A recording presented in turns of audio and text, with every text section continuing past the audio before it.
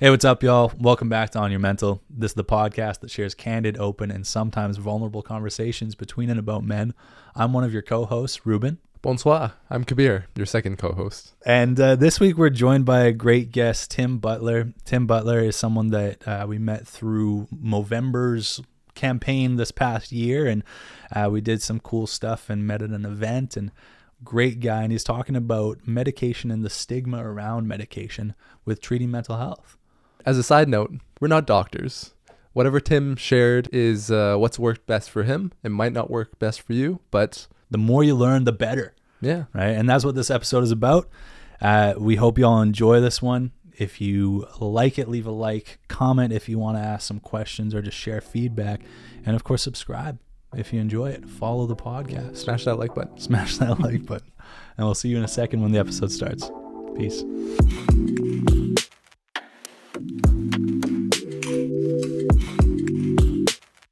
Well, welcome, Tim. Welcome to the podcast. Welcome to On Your Mental. For our audience, we met you at an event with Movember at the end of last year. It was a Whiskey Turtlenecks event. And we were there for a mental health panel. How good was that night as well? It was awesome. Yeah, it was a so good time. It was great. We left early though. Well, we Oh man, you missed out. Like things shit. got a little bit rambunctious at the end. It was cool. It was good fun. A couple of boys let their hair down, so it was nice. You guys went out afterwards too, then? Yeah. Yeah. It was good fun. The guys, it was just cool. A cool event. Like everyone, the conversations that we had, just the whole vibe. Even having that space that Mikey put on for us was so nice. That was amazing. Yeah. Like it was so good.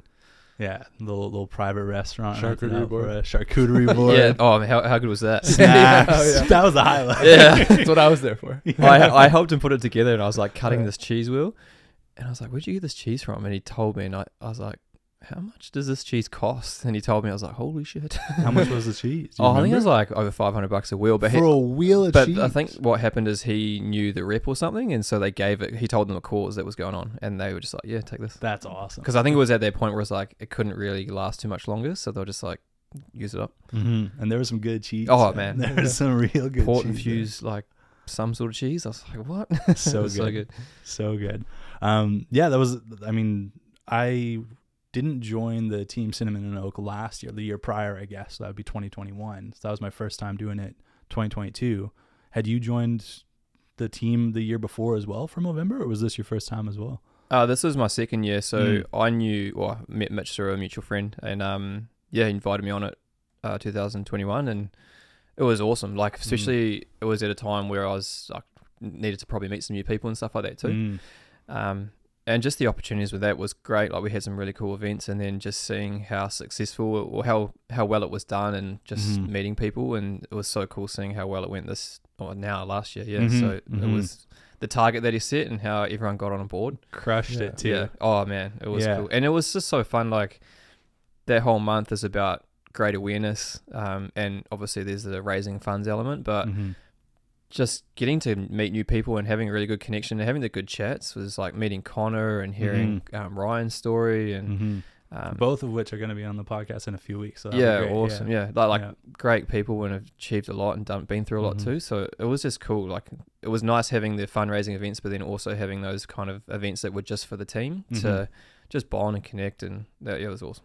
I got to make more time for that next year. Oh, because I wanted to do the Flano 5K, and then something came up. I've had like an ongoing injury. I feel like it was that week where it was just flaring up for running, even though it's only a 5K, but still I got to do more because it seems awesome. It seems like a good group, and Mitch does such a good job setting this up. Such a good job. He's amazing. Like what he does is incredible. He's he's just a great guy, but also I think that whole month it gives you a little bit like it's when the weather's starting to turn a little bit and you start to notice things like it's getting cloudy and stuff. So as you look forward to it now, because like, oh man, every weekend there's something on. True. Plus almost once during the week we had these events going on, so you just have a good time, meet some people. It's a good month. Month from November, and then it's like December, so it's like Christmas. And that's right. So it's a nice way to round out the year. So. For sure.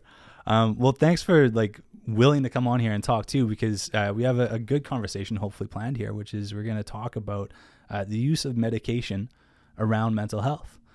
You talked with me over the phone while we were kind of going over what we're going to do here. You talked about deciding to or coming to the point where you started to take antidepressants. And I liked something that you said over the phone, and I'll maybe ask you a little bit about it eventually, which was that you said it's not that I'm depressed all the time, it's that this kind of helped keep you level-headed. Yep. Right? And so we'll ask about that in a bit. Yeah, sure. But maybe to give us and our audience a bit of background, like what has your story looked like with mental health, with respect to, I guess, like when did you start to care about it? Why did you start to care about it? Oh, it's a big question. Like yeah, a lot to question. answer, perhaps. I've definitely noticed as I've gotten older, I've started to pay more attention to things a lot more, and tried to fine tune things, and I definitely do some inner work. Last year, I kind of like, it's funny with the medication stuff, like it's a reasonably new thing. Have used it prior, but then kind of felt more use or got more out of it recently. But in terms of the mental health thing, I think throughout, probably since I was in college, it's always been a bit of an up and down thing. And last year, especially being away from home, and there's like the whole COVID thing, and I had like 2021 was like quite a heavy, stressful year, and I was losing a lot of good connections that I have here. A lot of my good friends here were expats, and I kind of lost about 4 or 5 of them, and then other connections kind of dissolved as well. And yeah, just kind of was, last year was kind of at a point where I was like wanting to work on a lot of things, and I was like, I kind of realized there was a few things I needed to work on just to grow, and tried it, did therapy and stuff like that as well, like saw a counselor and just went through different bits and pieces. But I think as I've gotten older, I've definitely realized the importance of it, because it just makes for a more wholesome life. I think if your mental health is good, you're just way better as a person. You're better to be around. You can be a better friend. You can enjoy the moment a lot more, be present. And that's probably the things I've noticed more now, is like being able to do that. It was like, I'm really enjoying where I'm at now, which is great. So it's been a really positive impact then, using this medication this time around. Yep. And you said that you'd used it before. So like, what's the timeline there? Like why did you use it for a bit? Why did it stop? And when did you kind of start again? Yeah, it goes back a couple of years. Like there was some things brewing a while ago. That was just like dealing with a situation that I was kind of struggling to probably like handle on my own. And then that kind of came up, that option came up to utilize that resource. And with like, I guess most men, you kind of think about like, oh man, the stigma around it, and you know, it's like, oh, you don't want to tell anyone, and it's like, it's kind of a little bit like you're carrying a secret, but you're also trying to be, improve yourself and be better at something, and work on things. And so that was kind of a thing. Like I utilized it, and it definitely helped at the time. And then after a while, like I kind of felt like I'm back to even keel. I can kind of manage what I was going through on my own without the support of that. So I slowly weaned myself off. And then actually before I came over here, I went through another thing where it was like classic life things come up and it gets so overwhelming. And so I kind of went back on them for a bit. And then when I got here, I kind of weaned myself off them, and I knew that the move was going to be difficult because I kind of moved over here not knowing anyone. I had one friend here from university, and she was great, but even then, like, she's moved up to Squamish, and so it was like, it was kind of me planning, like, okay, like I know this is going to be hard, but this will help me just to kind of get through things and not overthink things. And then recently, I kind of hit a point where I was like, I wanted to change some things more permanently, and did a lot of kind of looking inwards last year, and like took some different routes, but I kind of got to a point where I was finding I wasn't getting where I wanted to get. And then I've always been someone that's been a big thinker, and overthinking, like an overthinker. And it's plagued me since I was probably like 13. Just internalized, and people can, like, it's funny, I got this unit, like through school and university, I got this nickname called Civvy, which, like, you put something in a sieve, it falls through, and and it wasn't because I couldn't retain information, and all, like, I can do all that stuff, but people would be talking about me or to me and be right next to me, and I'd be like in another world, just like trying to solve this problem in my head, and I wouldn't even register that they're talking to me. So that's how that kind of came about. Or like, I just seemed vacant because I was always overthinking, and it's something I've always dealt with, and you can think around and around in a circle, but at some point you're like, oh, you end up back at the same place. So this time I was like, I'm going to just, maybe I'll go back on them and see how things go. And man, like this time around, the difference I've noticed has been really profound. And it's like I said, you're kind of carrying a secret, but also this time around it's been really freeing. I just felt like I'm more like myself than I've probably ever been. That's awesome, man. feel like I'm probably in the best headspace I've been in since I can't even remember when. So I've just kind of embraced that and thought, okay, well, this is something, maybe I have a biochemical deficiency, or, you know, something that's not quite right with the, you know, that side of things. And I don't fully understand how they work, to be honest, but right. I just kind of accepted the fact that maybe this is something I can do and use just to, you know, keep things normal for myself. And I'm like, is this now what normal feels like? Because it feels great. Yeah. So I wish I'd had this earlier, but yeah. You said that like people would talk to you and it just wouldn't really register. So you find like that the medication helps you be more present? Oh, 100%. Yeah. Because I mean, that'd be just the opposite of, you know, like if people are talking to you and it's just not registering, you know what I mean? Yeah, no, 100%. And that is a big part of it, man. Like, being present is, like, it makes the experience so much better. And it makes it better for the other people too. Right? Exactly, right? Like, this guy's not fucking listening to me. Yeah. Well, it wouldn't be that I was just weird. I could zone out on something, and everything, like, I wouldn't be there. I'd be like so deep in this thought, and then I kind of realized I was getting in the way of things, and it was like, oh man, I wish I was more present, because I'd also kind of have that overthinking sense and like probably more anxiety around, like, I'd be around crowds and I'd be thinking like, oh, I don't know if I fit in here, or you know, if I'd feel uncomfortable and stuff. And now it's like I can just feel like, oh, this is who I am, and I'm happy with that, and doesn't bother me if I'm in a crowd or around people. I don't go down that rabbit hole. So that's huge. Yeah, because I'm picturing myself in moments like that. Like even when we were at the event, that's the not whiskey something event. I would typically. I don't like going to events with a lot of people I don't know. Just generally, it's intimidating, and I get that feeling of like, do I belong here? Like, am I supposed to be a part of this? And absolutely, that can pull you away from being there. What stops you from getting involved too? Because you're like, you feel like you're like, oh, I don't fit in, so you don't know how to approach a situation, or you don't know how to like put yourself across. So I think that's been the big thing for me. Like, I feel a lot more comfortable in that environment now, which is like people can kind of see me as I am now, instead of me keeping myself to myself in a way. Oh, that's a cool way of putting that, man. Keeping myself to myself, because it's not that you are not being yourself, you're just not letting your personality out, I guess, in those moments, right? And I wouldn't feel comfortable in a way sometimes, so like now I'm just like, okay, I just feel so much more relaxed in that situation. So and like I mentioned, I wasn't depressed, but I knew I wanted to change the way I was approaching things, and I was like, okay, I am a chronic thinker a lot of the time, and I can internalize a lot and go around that in that cycle. So this just took the weight off. It just kind of like, it allows you to, like, it takes the weight away, so you can actually just kind of get on with normal day life and just it be, well, normal, whatever that is. But it just, and that, like, the big things are still there, but I don't kind of ruminate over it. I'm just like, oh yeah, okay. Are they considered then, like the medication that you take, is it considered an antidepressant? Even though, as you said, like, I'm not depressed, it's this overthinking thing that like bottles you up. So does that medication get lumped into being called an antidepressant then? Yeah, and that's, I think, like the unfortunate thing about this. And that can feed into the stigma, I feel a little bit, right? The medical industry, I think, and society as a general needs to really redefine what these things are, because it's like, say if you have, say illness like diabetes or something like that, they're going to give you a medication, and it's like, oh, okay, like, I'll take that because it helps me with whatever illness you have at the time.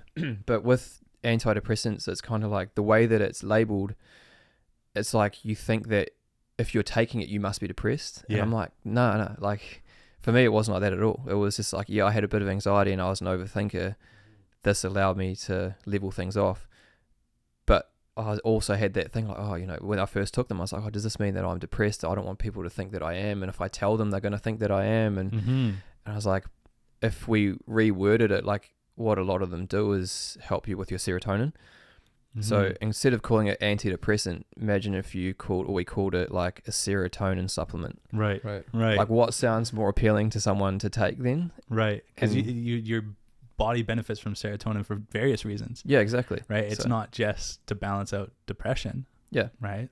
So it's, I don't know, I do find that something that I wish was a little bit different. And I wish the way it was kind of worded and categorized was reformed a little bit, but that's kind of a bit beyond my. Sure, Maybe I should start a petition or something. I don't know. But Sure. Change the name. yeah, I don't know. I think that puts a lot of people off going down that route because it makes them think that they then have this or they have depression, and that's not necessarily the case. It's a resource that can be utilized for a lot of different reasons, and And I think even like in the name antidepressant, like that, a lot of people, because of how that is portrayed in society, get this sort of negative impression of what it means to have depression too. That somehow you're like less than if now you're telling people I'm on antidepressants, and if it is because I have depression, somehow that's worse.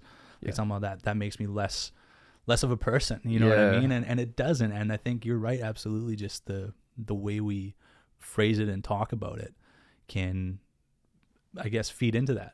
Yeah, and just people will be hopefully more open to like, you know, even considering it. Or, I mean, it's obviously something you'd want to talk with a doctor, or I think therapy is great as well. Like I was seeing a therapist last year and started off with that, and then we explored different things. But when I kind of realized, oh, maybe I should try this again, and she was supportive of it. And yeah, it's been like, for me, it's been quite a big game changer.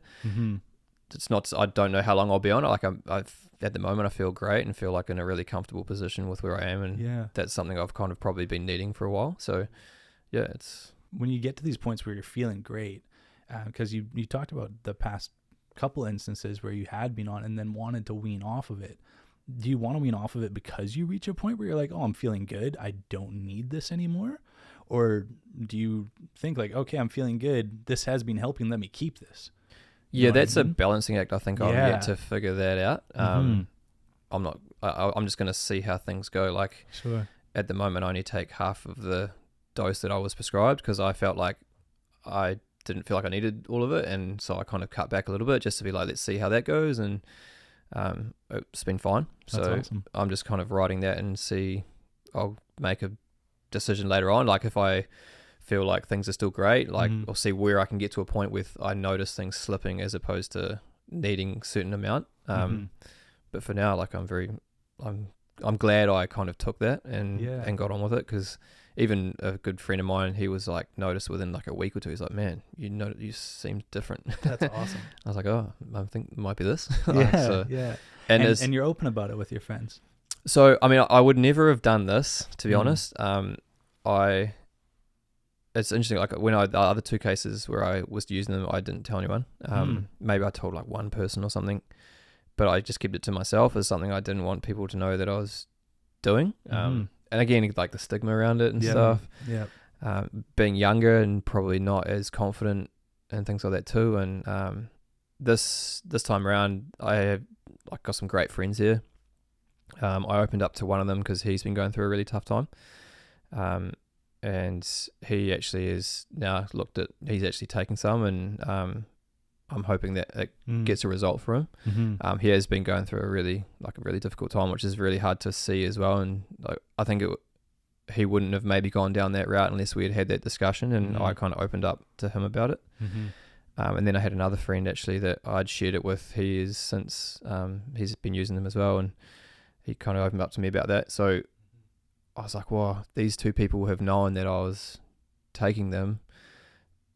It kind of helped me in a sense, like, oh, okay, well, I don't really care. Who knows now? Like, whatever. They're still friends with me. Yeah, exactly, right. And they're like two of my best mates. Yeah, and they're great people, and that, you know, they've got their thing going on, and I'm just glad and proud of them that they were open to kind of going down that route and utilizing the resource, and I'm excited to see how it does for them. So. And hope for the best with it, right? Yeah, exactly. Yeah. So now I'm kind of like, it doesn't really bother me if people know, because like the people that I care about the most, that, you know, if it doesn't faze them, then it's fine. So and shit, you're on a podcast talking about well, it now, like I said, I would never would have shared this, but I just kind of thought maybe if it can help people in terms of if they do have questions, or hearing like just a general person's perspective, because I'm not, you know, we often get these podcasts that have got famous people that got this, you know, I'm just an ordinary guy that, you know, got some benefit out of something. So, So Tim, then, like, you use this medication, that's one thing that helps. Yep. Right? There must be other parts of your life that contribute to you feeling better and more whole as a person. Like there's other things that round you out and other things that you enjoy, things that help you maintain mental health. What maybe are some of those things that are either remedies for you or stuff that just kind of keeps you going? I mean, we talked about running and stuff like that. I imagine that's an important thing to you. Yeah, exercise is pretty huge for me. It's been something that I've been right into probably since I was like 20. So I exercise a lot, probably sometimes too much, but especially now that I'm getting older, it's not as easy as what it used to be. Like, man, the knees are wearing down. Yeah, honestly, man, like I started taking up, started playing soccer again. A friend of mine's like, I play 7-a-side, whatever. Do you want to come and fill in? So I went and played, and I injured myself in 3 different parts of my body. And the next 2 days, I was like, I can run a long way in a straight line or like on a road. Going back to being dynamic and changing directions and stuff. Like I played all through school. On the joints. Right. The 2 days after, I could barely get on my van at work. I was like, oh God. So I was like, I'm not young anymore. This used to not be a problem. Now I'm like, I've got to think about this sort of thing. And then ironically, I played again like 2 weekends ago and like felt a pop in my groin. And I was like, oh man, I can't like bounce back from injuries the same way and stuff. But were you playing 7-a-side on a full pitch? No, it's like it's like a little bit bigger than a half pitch. Okay. I think. Okay. Yeah. I forgot how big a whole pitch is. I'm glad it wasn't a whole pitch. That'd be brutal. Well, yeah, a lot of space between 7 guys. Yeah. It's like, well, it's good because it's co-ed too, so it's kind of cool. It was like nice to play again and meet new people and stuff. So that was actually really good to play sport again because I played a lot of sport during school. That was kind of my outlet. Sure. Wasn't as much of an academic as I was into the sports side of things. So. But for me, it's a lot. Exercise is really important, and that's kind of a routine thing that I stick with. Routine, yeah. I got a lot of things actually. I knew this question was coming, so I kind of wrote a list, but I'm like nervous to grab it. But you're more than welcome. Like, go for it. Man. Like there's a lot of different things that I've learned through. It's like I started seeing a therapist last year, and that was really helpful. I haven't seen her for a while actually because of like with the medication, I felt like I was getting into a good place and didn't quite need that resource as much, and it is quite expensive as well, which is one thing. I wish it was more accessible to more people. I felt myself, not meaning to interrupt, but I felt myself kind of do the same thing with counseling. I reach a place where I was like, oh, I'm feeling good, and I stop kind of visiting, because we've talked about it before. It's like maintenance, right? Like you should do these things and continue whatever habits are good for your mental health, like maintenance, similar to fitness being routine. Journaling can be a routine of maintenance, right? But counseling has a cost to it. Oh yeah. And absolutely that can be a barrier to using that for maintenance rather than when you need it. Yeah. And I've been meaning to book in another session just to kind of check in type thing. It is like, that's the unfortunate thing about it, is it is pricing. Like I only just recently got on benefits through work. So most of the time I was seeing her, I didn't have benefits. So I was like, it's quite a cost to cover every month if you're going, twice a month. Yeah. So like it is great though, like it does help a lot, just to kind of get some reframing around bits and pieces. But other things I kind of utilize, this is a trick I picked up from a friend of mine. He's also a counselor, but I have an alarm at 10 a.m. and also one at 2 p.m. And he kind of encouraged me. He's like, I just had it originally set at 2 p.m. and it was like sport, you have like halftime. Sure, yeah. So like you check in, right? Like you're like, oh, what's going well? What's not going so well? What do I need to change? What, awesome. What can I do? Basis. Yeah. So I was doing that and saying that my job's full on and intense. So often my alarm would go off and I just didn't have the time to stop. Right. Recently I went away from the check-in side of things to just like, this sounds probably a bit much, but it's like a visualization affirmation meditation, which is like, there's a lot. Yeah. So it'd be take like, it's like 5 or 10 breaths, and I just like visualize something like person I want to be, or just something that going well. Have like a bit of a affirmation I'll say, so like visualize it, affirm it, and then just like kind of use that as a meditative sense of like do it to the breath. And it's funny because people that, if my workmates now hear this, they're probably gonna like, oh, that's why his alarm goes off all the time. Because I like always cancelling an alarm, and if I need to be more diligent at actually stopping and doing it. But I notice if I'm at work and I do it, man, like you just feel so much calmer. Really? It's amazing. I'm gonna do that. I'm gonna set a 10 a.m. alarm right now. Well, you gotta know how to do it do that tomorrow. Well, you'll tell us. Yeah. Let me set my alarm for God's sake. Let me set my alarm. Where did you learn how to do this?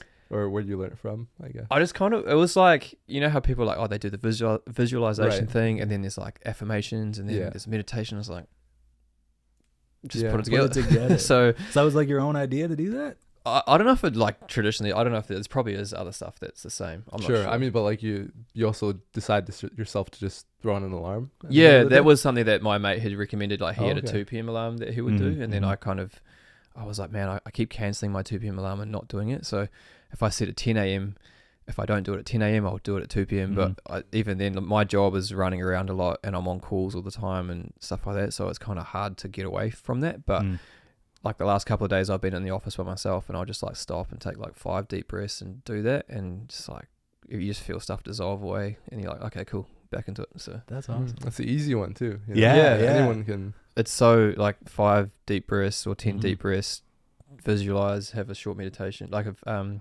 affirmation, and That's sweet, man. so that's kind of something I do. And then before I go to bed, I'll write 5 things I've been grateful for that day. And then I'll also write what it's called, like it sounds probably bad, but like a bud, or like so it's kind of like, what am I looking forward to the next day? It's like a blossom or something, you know, it's going to grow. Sure. So I'll just kind of, it Like a doesn't, rosebud. yeah, that's the one. Yeah. So I'll just kind of jot down like 5 quick things. And it can be things that went well, or things I'm grateful for, whether it be some like mate reached out to me, or quick chat with a mate or something like that. Good workout, just something really simple, just sort of like you kind of capture the moments that were good during the day, and then just say, oh, tomorrow I'm doing this podcast, or podcast tomorrow. So that's kind of the thing I'm looking forward to. Do you find yourself like doing this every day, like actually consistently? That's something I do every day, yeah, because I'll sit down in my bed and do it, and then I'll read for a bit before I crash out. So it's kind of, that's a nice way to recap the day and just like highlight on those good moments, and then also think about, okay, cool, tomorrow I'm looking forward to this. It's like, okay, what am I up for tomorrow? Like, oh, I'm gonna get to this, sweet. So it gives you a bit of a drive. That stuff, and just like reading self-help books and podcasts, stuff. Like I kind of went away from social media, which was probably like that. I find it's been really good. Just got rid of the app. Like, I've been thinking about it a lot. Yeah. What's putting you off? I'm curious. What's putting me off? I think it's just the social connection. Yeah. Even though it's just like Instagram is just, you know, we're sending each other memes or whatever. Yeah. It's nothing like that important. Yeah. Like if you didn't have this going on, you'd be all right. Yeah. Oh, I know I would for sure. Yeah. And then there's just so much screen time. Like it's just wasted time, it feels like, or just looking at pointless shit, you know. Yeah, I've been down that rabbit hole. Yeah. You sit there for like, oh, I'm just going to check what's on Instagram, like 25 minutes later, you're like, what am I doing? I should go do something. Yeah. So it almost becomes like a routine now for even for me. Like I'm just sitting on, like before bed, and I'm scrolling on the phone for like a good 30 minutes. Even in the morning, good like 15 minutes after I get out of bed. Yeah. Yeah.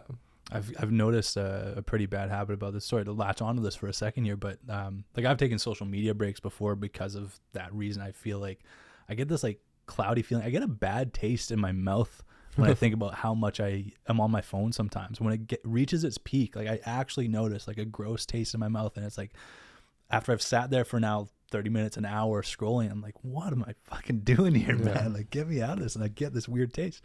But I've noticed, like, we play games, right? Me and Kabir and like our buddies, we play Call of Duty a lot. We're on there all the time. We're going to play after this, right? And in between, like if I'm dead in the game waiting to be bought back, I'm on my phone right away. Like I'm scrolling through TikTok. I'm scrolling through Instagram. Like I'm not even focused on the game at this point, like because I'm not physically playing.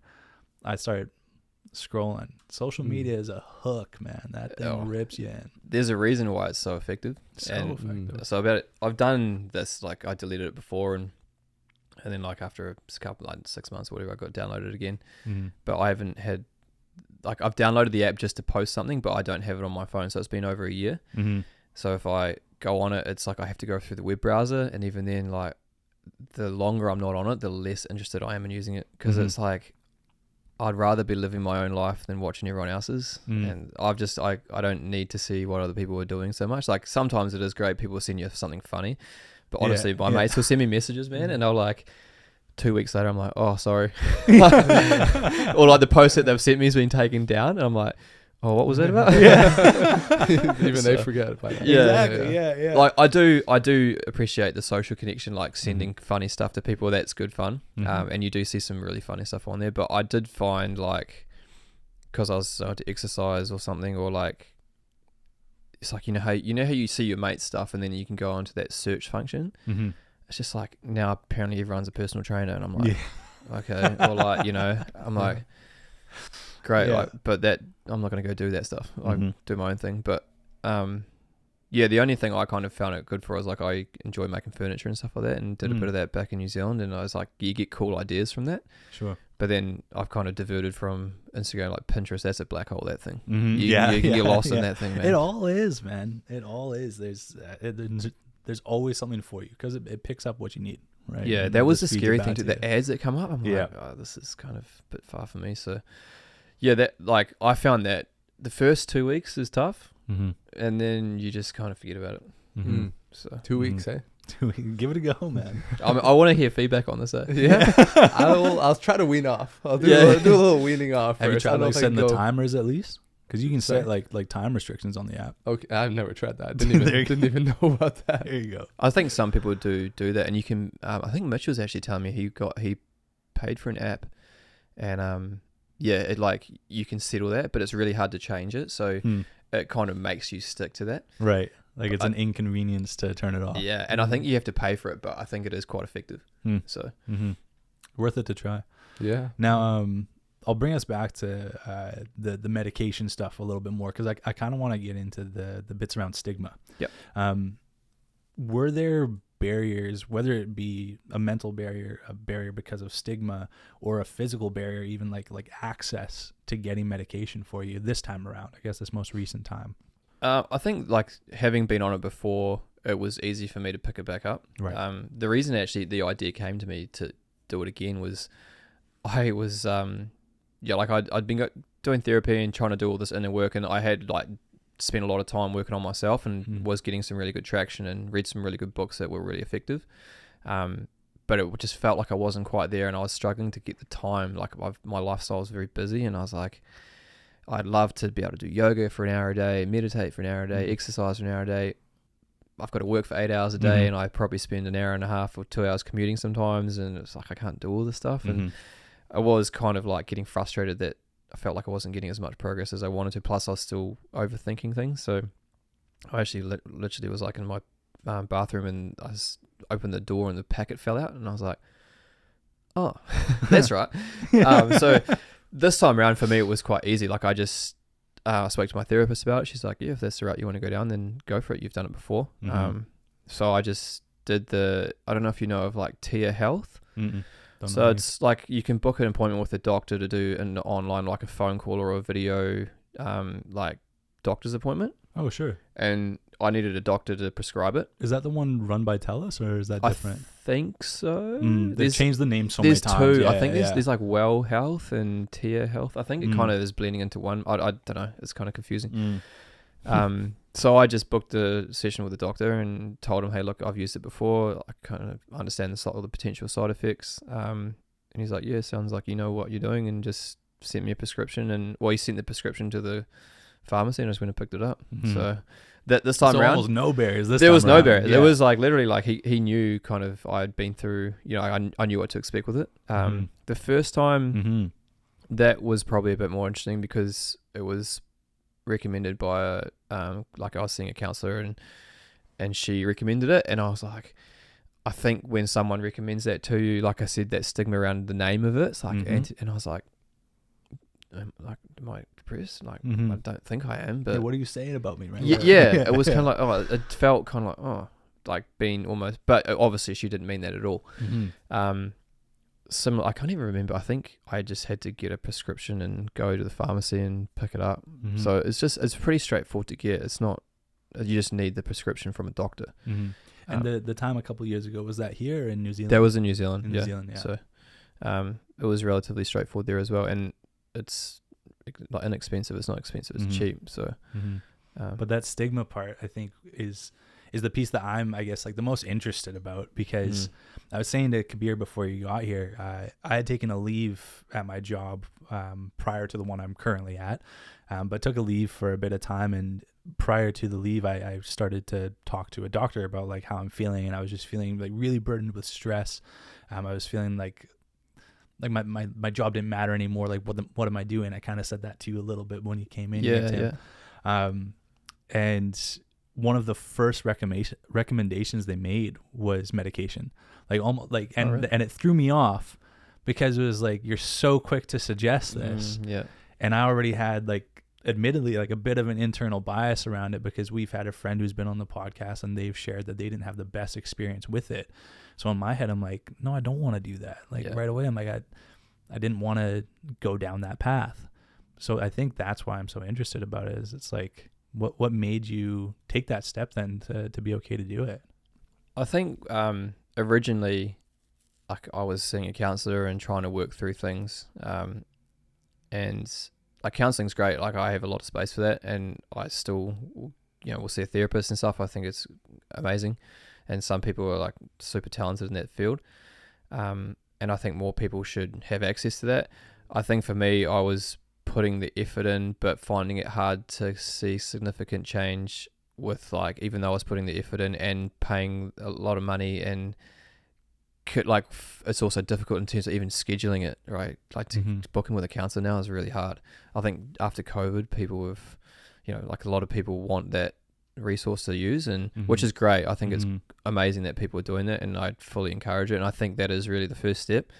Start by seeing a therapist, talking to someone, see if it is like a mindset or a rumination pattern or something that you can change by working, like utilizing different tools. I was doing that and I was putting a lot of effort into it, but I felt like I wasn't getting traction in things, and it was like, it's a lot of time, and not that medication is like some people might think it's like the easy way out, but at the same time, like when I looked at it and I was like, this goes back to when I was like 13 years old, and like I've seen therapists along the way and things haven't really changed. Like I keep slipping back to that overthinking pattern. And this time around, I was like, well, maybe I just do have a biochemical deficiency. And like, I don't know how they test for that, but I'd say a lot of people probably do. It's a chemical reaction thing in the body, and I can't really control that. So this time around, I was like, well, maybe this makes more sense. Originally, like I said, the first time I was like, do I want to take this? Do I want to? And like you can get side effects, and you start Googling all the side effects, and you're like, I don't want to tell anyone. And so yeah, as you mature around it, I think you get a lot more comfortable with it. But the first time, it was definitely like, I probably sat there and just looked at the packet for a while and been like, is this where it's got to type thing? But that, I don't think that's a mentality that we should look at. I think we should just look at it as like, this resource is here for a reason, and like they create medication for all these different like illnesses or like situations that people are in, and why do we think so differently about this one thing? Like, why do we not think the same way about heart medication? Like, there's all these different things, like medication for anything. Like, why is all of a sudden this one so stigmatized and looked at in such a different way? Yeah, I mean, from my understanding of, like, I guess even before this conversation, antidepressants was always like, it almost seemed like a last resort. Yeah, but that's like, from what I've heard you say, that's not how we should look at it. Yeah, and like I said, all the other resources are great, and what I've found with the medication is that it's allowed me to like stop overthinking things, so then I have more attention to focus on doing that work that I can maybe improve my mind in different ways. But it's very hard to do all that work when your mind's elsewhere and you can't focus as much as you'd like to and things like that. So it kind of like gives you...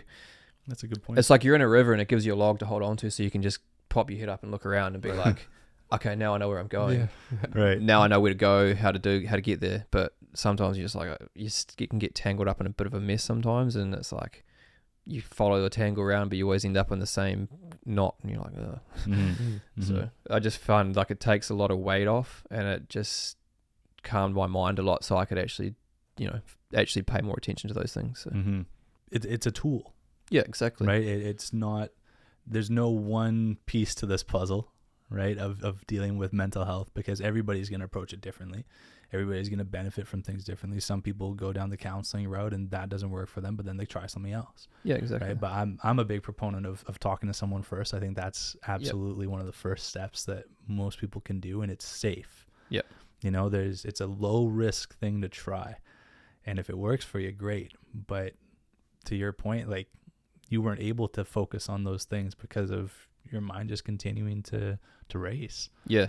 And it's nice that it's finally slowed down a bit, that like I feel like my connections with my friends is so much stronger. And like, this is just my personal experience. Like I said, some people won't vibe with it well, and but I just wish people were more open-minded towards it.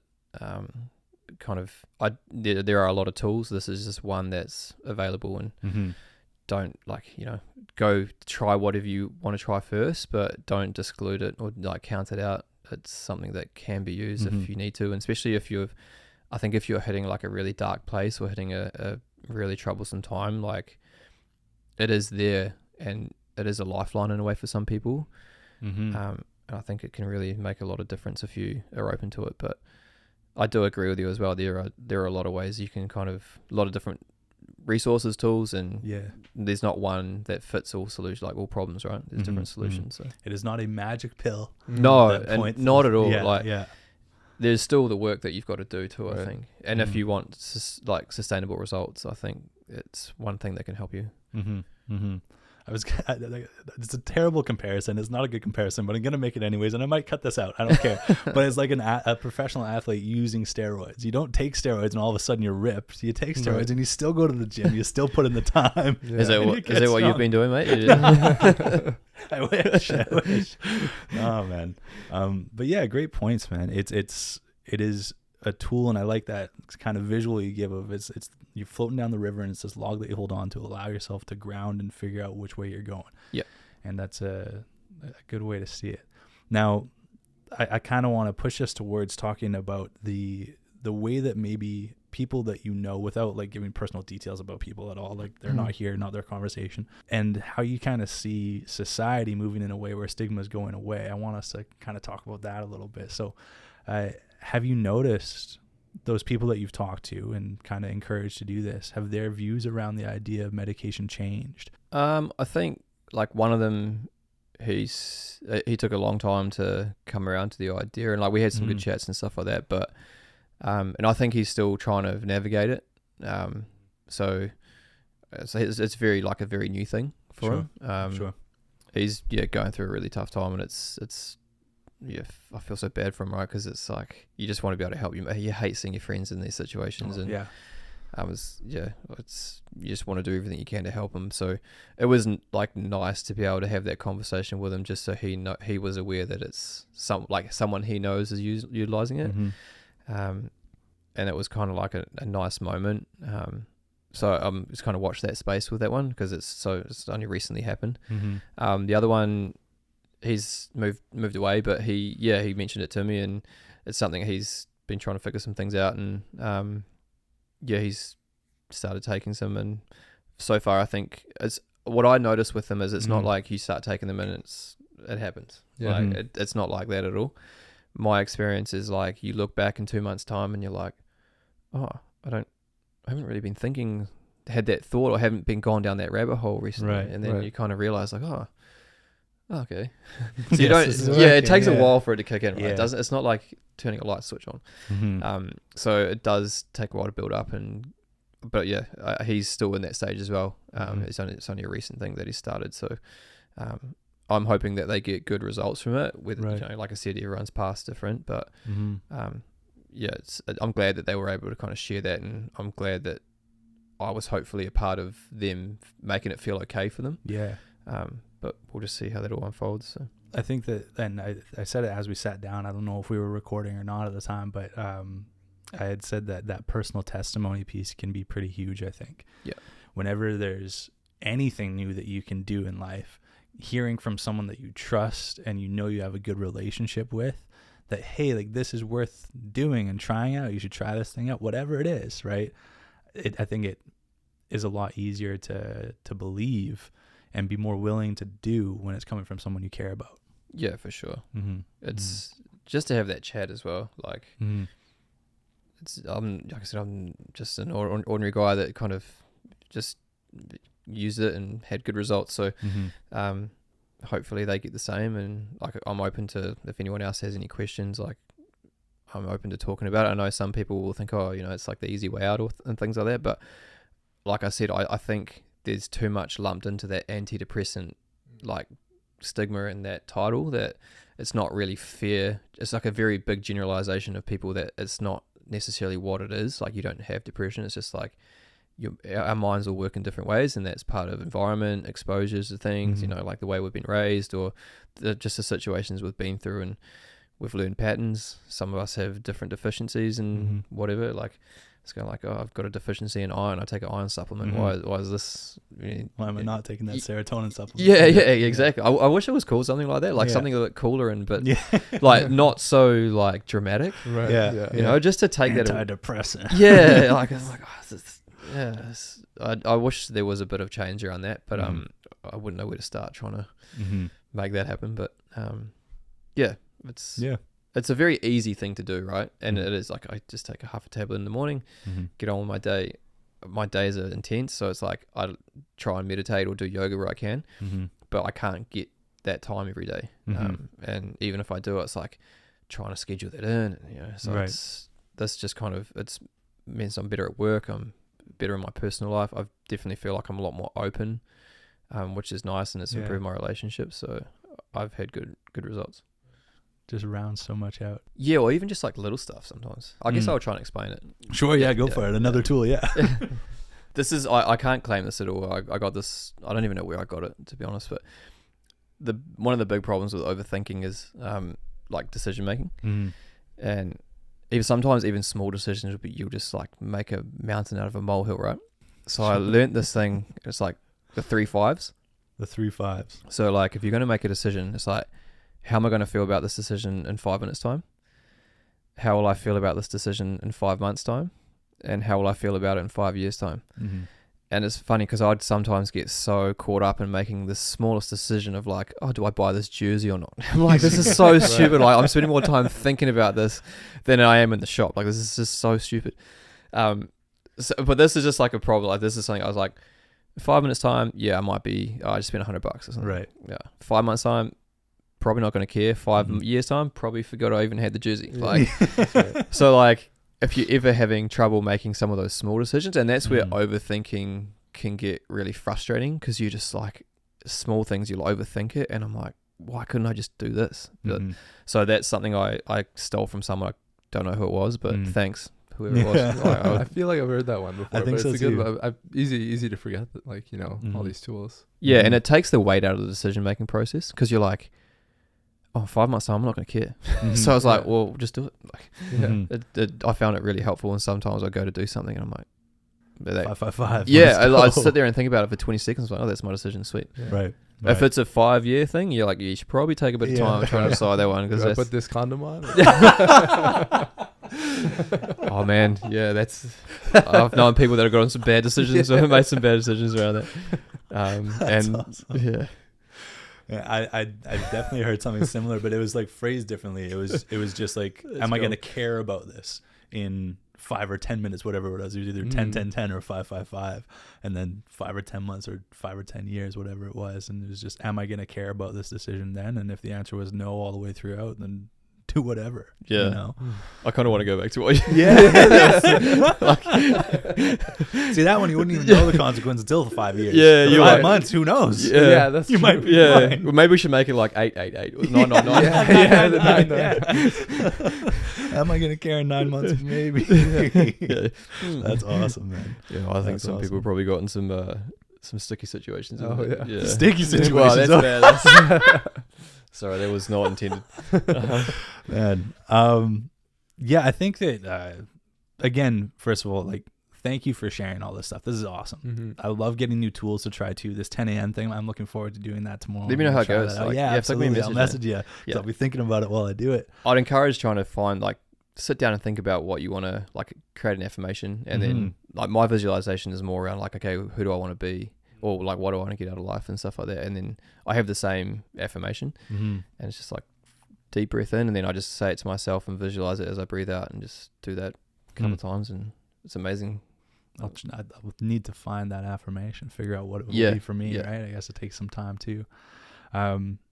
But yeah, it's like, Kabir, you said something a little bit ago that made me think about this, where it's like you can forget these tools, right? And it's nice to have these reminders. And so I think for our audience, our listeners and viewers, whoever, take some of these, right? Take some of these tools if you can. And I'm not claiming any of them that they're mine. They are not mine. Pure plagiarism right here, like 100% plagiarism. And that's the best way. Good ideas are stolen, right? Oh yeah. Learn from others, Yeah. And I think though that a part of this, like getting all these tools and having this podcast, this platform is making that slow push to getting rid of stigma around these kinds of conversations and just being open about talking about this kind of shit. Yeah. Right. And I think that you need to keep having these conversations in order to move the needle just that much more. Right. But I do feel like there's still so much work to go, because I still have my own little biases around things like medication, for example, right? When that doctor right away suggested it, my like immediate reaction was like, whoa, I don't want to think about that. But why not consider it? Exactly, yeah. And that's probably all I'm really encouraging is just for people to be open around it. Don't exclude it. Just like go. It is something that's there, but you don't have to take it. It's purely up to you and whatever you feel comfortable with.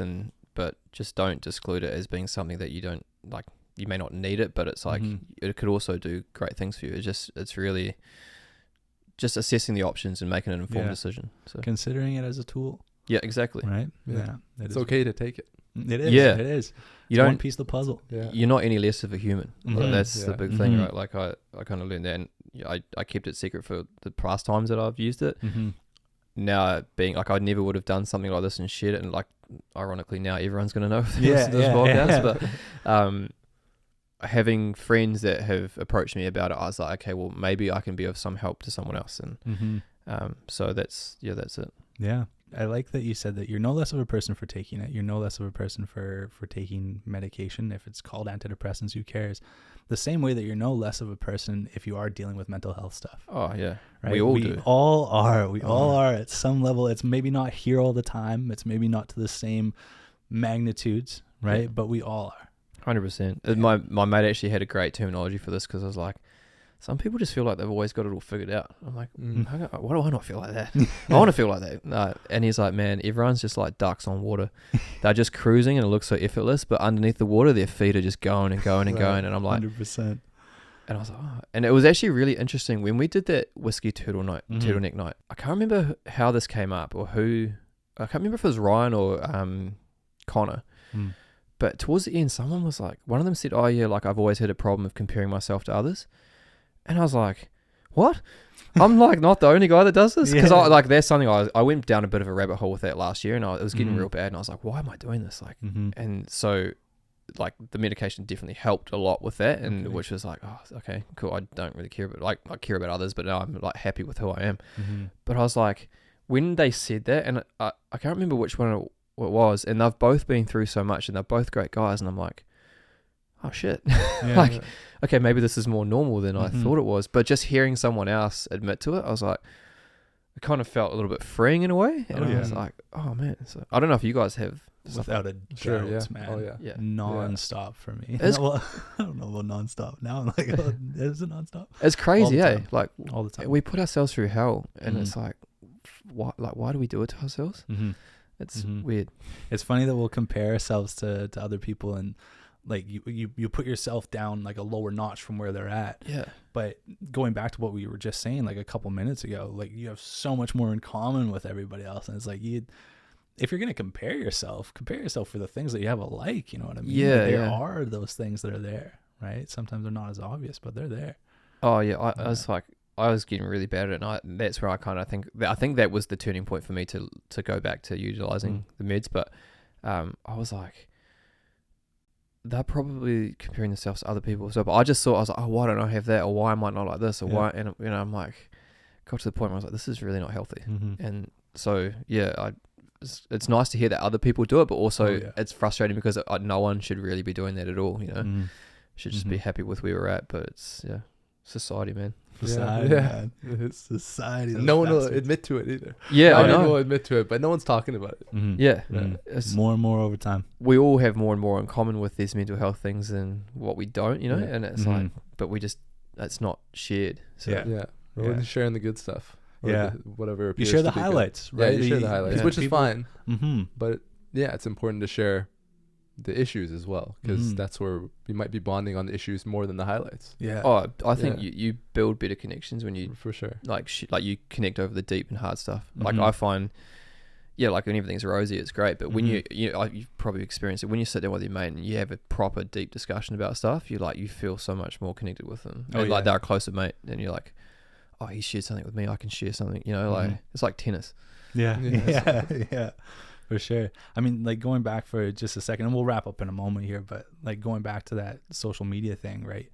Social media is a human highlight reel. Right? Everybody is posting their best moments most of the time, right? There are more and more people now that I think are starting to finally point out flaws. Like, there's people that I look at in the fitness world that will like post a failed lift, you know what I mean, and they're like showing like those moments where it's like, I fuck up too, and it is validating, and it's human, right? You're seeing the flaws in people, and I think that it's important that more social media outlets, if we're gonna live in a world where that's a thing, you know what I mean, if social media is a part of our lives, there's got to be the reality to it, not the doctored highlight reel.